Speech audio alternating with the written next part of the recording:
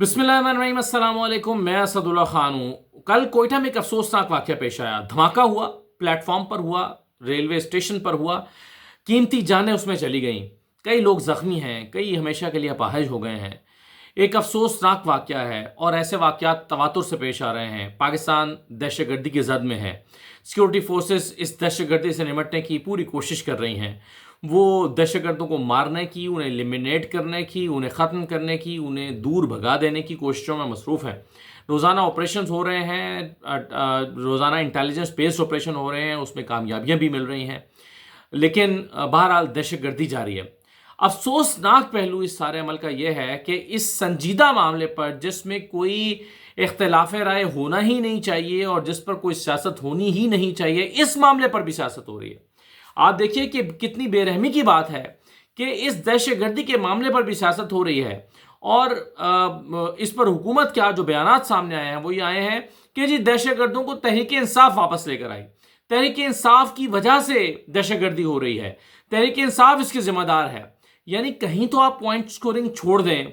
एक इतना संजीदा मामला जिसके बारे में हमारी हुकूमत के डोजियर्स मौजूद हैं, जिसके बारे में अक़वाम मुत्तहिदा को इत्तला दी जा चुकी है कि दुश्मन इसमें मुलव्वस है, कि इसमें भारत मुलव्वस है, यहाँ से जो है वो मिलिटेंट्स को लेकर जाता है, उनको ट्रेनिंग करता है, उनको पैसे देता है।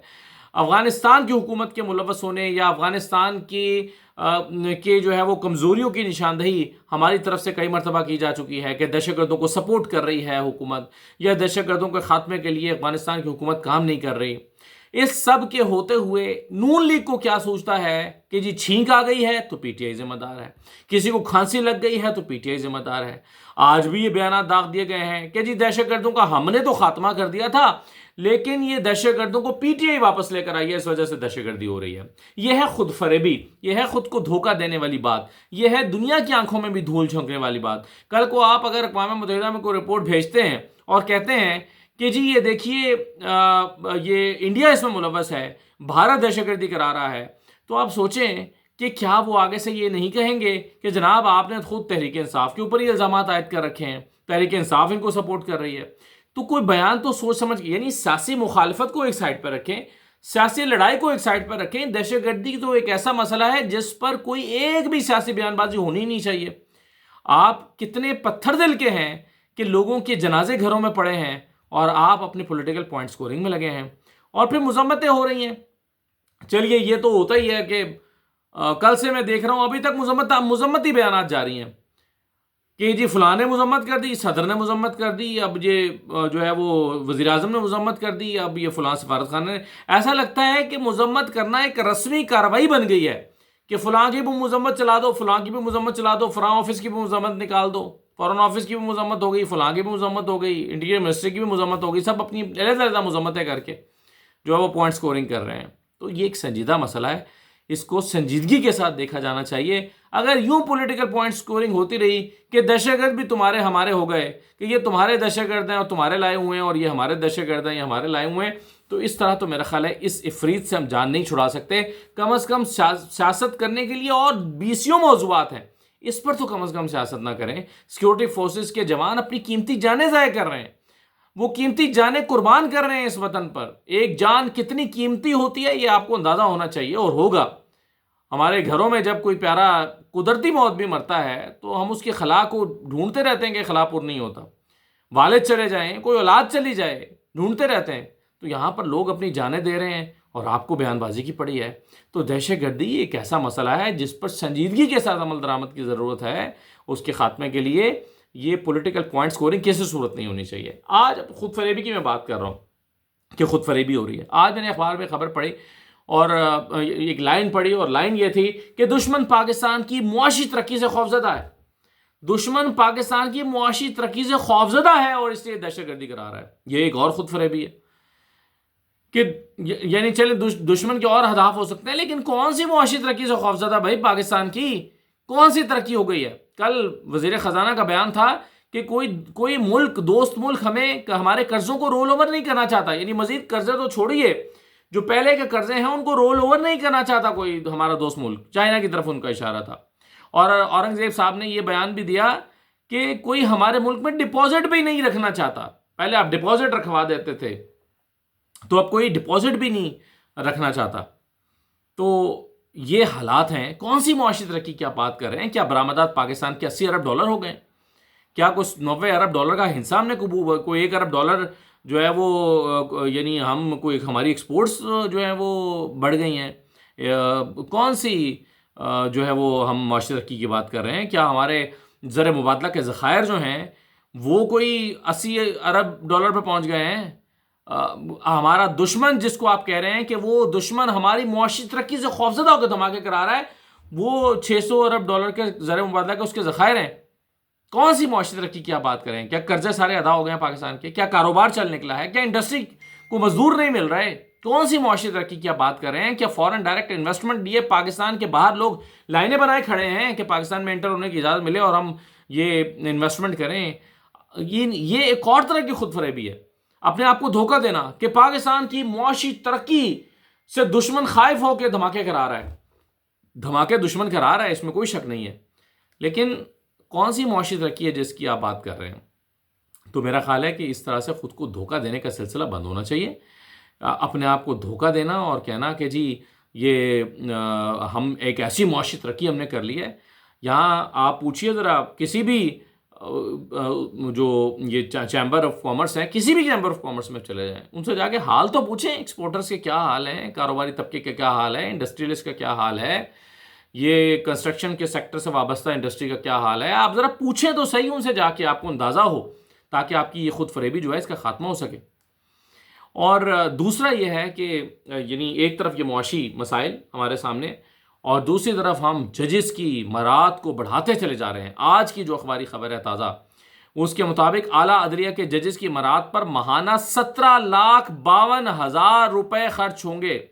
ماہانہ 17,52,00,000 روپے. اور صرف ہاؤس رینٹ اور جوڈیشل الاؤنس جو ہے, صرف ہاؤس رینٹ اور جوڈیشل الاؤنس کی مد میں جو ہے 2,10,24,00,000 روپے ججز کو ملیں گے. یعنی حکومت پاکستان کے خزانے سے جائیں گے, یعنی میرے اور آپ کی جیبوں سے جائیں گے.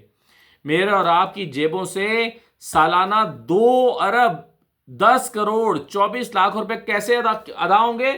صرف اور صرف ماہانہ ہاؤس رینٹ اور جوڈیشل الاؤنس کی مد میں یہ 2,10,24,00,000 روپے خرچ ہوں گے. اور یہ ماہانہ 17,52,00,000 روپے خرچ ہو رہے ہیں. کس کے عوض؟ جہاں سے عدالتوں سے انصاف نہیں مل رہا, یعنی جہاں سے آپ کو جو ہے وہ یہ آپ کی عدالتیں ریٹنگ میں 132ویں یا 140ویں نمبر پر یا 39ویں نمبر پر, بہرحال 130 سے اوپر ہے عدالتوں کی ریٹنگ. یہ ہے پورے کارپوریٹ سیکٹر کو آپ دیکھ لیں, جس کی کام کی پرفارمنس نہ ہو اس کو کہتے ہیں بھائی چھٹی کرو, گھر جاؤ. آپ کی پرفارمنس کیا ہے؟ آپ نے کمپنی کو کتنا بزنس لا کے دیا ہے؟ آپ نے کمپنی کو کتنا سرو کیا ہے؟ ٹی وی چینلز میں اگر اینکر کی ریٹنگ نہ آ رہی ہو تو اینکر سے چینلز معذرت کر لیتے ہیں کہ بھئی آپ کی ریٹنگ نہیں آ رہی, آپ گھر جائیے. رپورٹرز کی رپورٹس نہ آ رہی ہوں, کوئی رزلٹ اچھا نہ دے رہا ہو, رپورٹر کو گھر بھیج دیتے ہیں. ایک کمپنی جو سیلز کرتی ہے ایک پروڈکٹ کی, وہ اگر اس کے لوگ ملازمین سیلز نہ کر پا رہے ہوں تو اس کو گھر بھیج دیتے ہیں کہ بھئی آپ سیلز نہیں کر پا رہے, آپ گھر کو جائیں. تو ان ججوں کی کارکردگی کیا بھائی؟ یہاں لاکھوں کیسز پینڈنگ ہیں اور ایک کیس 35 سال تک حل نہیں ہوتا, اور اگر ہوتا بھی ہے تو پتہ چلتا ہے کہ وہ تو آپ نے کئی کیسوں میں تو پتہ چلتا ہے کہ جی یہ صرف مقدمہ بازی ہوتی رہی ہے, 35 سال کے بعد کوئی بندہ بے گناہ قرار دے دیا جاتا ہے. ان عدالتوں کو آپ نواز رہے ہیں, کوئی میکانزم تو بنائیں ان کی کارکردگی کو جانچنے کے لیے, ججوں کی کارکردگی کو جانچنے کے لیے کہ کس جج نے کتنا پرفارم کیا ہے, کس جج نے کتنے کیس نمٹائے ہیں. جس نے نہیں نمٹائے اس کو نکالنے کا کوئی طریقہ تو بنائیں. کون سا جج جو ہے وہ آج تک پکڑا آپ نے ججوں کو رشوت لیتے ہوئے کہ فلان جج جو ہے اس نے اتنے ارب روپے یا اتنے کروڑ روپے کی رشوت لے لی؟ روزانہ لوڈ جوڈیشری میں کتنی کرپشن ہوتی ہے آپ کو اندازہ ہے, اور آپ ان کو نوازے چلے جا رہے ہیں. ٹھیک ہے نوازیں, میں نہیں کہتا کہ نہ نوازیں, دیں, میری جیب سے پیسے نکال کے انہیں دیں, میری جیب سے پیسے نکال کے میرے ٹیکس کے پیسے ان کو دیں, لیکن بھائی کوئی حساب کتاب تو مانگیں, کارکردگی کا تو پوچھیں, کوئی کارکردگی جانچنے کا کوئی پیمانہ تو بنائیں, کوئی کارکردگی جانچنے کا کوئی طریقہ کار تو بنائیں. ابھی یہ 2,10,24,00,000 روپے آپ ججوں کو ماہانہ ہاؤس رینٹ اور الاؤنس کی مد میں ادا کریں گے, اور ابھی آپ جو ججز کی تعداد بڑھانے جا رہے ہیں 2 ارب روپے سے بڑھ کر شاید 3 ارب روپے پر پہنچ جائے معاملہ. تو یہ ہے ہماری حکومت کی کارکردگی اور جوڈیشری کی کارکردگی پر ان کو نوازنا. یہ نواز رہے ہیں یا خرید رہے ہیں؟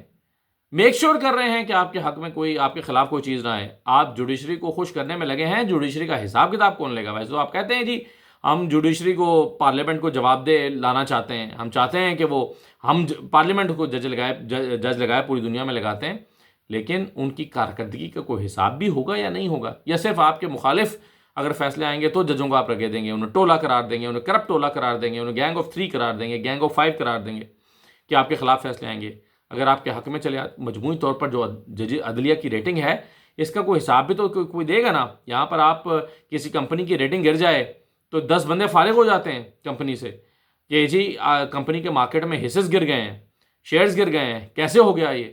یہاں پر کسی کو پرواہ نہیں ہے. آپ نے پی ٹی وی میں فوج بھرتی کر لی ہے اینکرز کی، اور جی ہم مارکیٹ سے جی نیوٹرل اینکرز لے کر آئے ہیں، بیچاروں کو 10 جو ہے وہ ویوز نہیں آ رہے اور 4 ری ٹویٹس نہیں ہو رہی.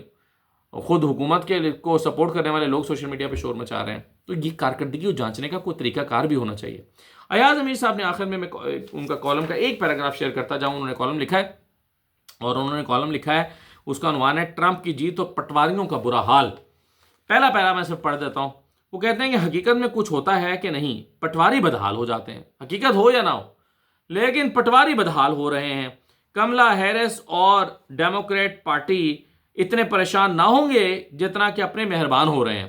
یعنی ٹرمپ کے جیتنے پہ اتنا کملا ہیرس پریشان نہیں ہے جتنے نون لیگ والے پریشان ہیں. ڈراؤنے خواب کی طرح وہ منظر ان کی آنکھوں کے سامنے آ رہا ہے جب فلاں نمبر قیدی بطور وزیر اعظم وائٹ ہاؤس کے دورے پر تھا اور وہاں جو اسے پذیرائی ملی. صدر ٹرمپ نے ان کے ایک مشہور ایتھلیٹ ہونے کی تعریف کی اور میلانیا ٹرمپ نے ان کے ساتھ سیلفی بنائی. یہ وہ لوگ ہیں جو صدر اوباما کے سامنے بغیر ایک نوٹوں کی تھدی کے 4 جملے ادا کرنے سے قاصر تھے. یہ ایک کہانی نہیں، اس موقع کی ویڈیوز یوٹیوب پر محفوظ ہیں. اوباما نے عام سے خوش آمدیدی کلمات ادا کیے اور ہمارے بھاری مینڈیٹ والے کاغذ پر کاغذ پلٹائے جا رہے تھے کہ جب ان کی باری آئے گی تو کچھ کہہ سکیں. یہ کارروائی دیکھ کر اوباما کا چہرہ حیرت زدہ ہو رہا تھا اور عجب آنکھوں سے وہ بھاری مینڈیٹ کو دیکھتا رہا. رکتے میاں صاحب نے اپنی باری پر کچھ جملے فرمائے اور آخر میں یہ کہا کہ قیمہ اور دال کی تواضع پاکستان میں آپ کے لیے منتظر ہے. یہ قبیلہ ایسا ہے کہ اسے تو کسی بات پر پشیمانی نہیں ہوتی، لیکن سچ پوچھئے پاکستانی ہونے کے ناطے ہم جیسوں نے جو یہ منظر دیکھا، شرمندگی سے ہماری حالت بری ہو گئی. اور پھر آگے انہوں نے پورا کالم لکھا ہے. تو ایک موازنہ کیا ہے کہ جناب ان کی حالتیں خراب ہیں. نون لیگ کو انہوں نے پٹواری کہہ کے مخاطب کیا ہے اور ساتھ میں یہ بھی کہا ہے، یاد بھی کرایا ہے کہ جب اوباما کے سامنے نواز شریف بیٹھے تھے تو ان کی کیا حالت ہو گئی تھی. اجازت دیجیے، اللہ حافظ.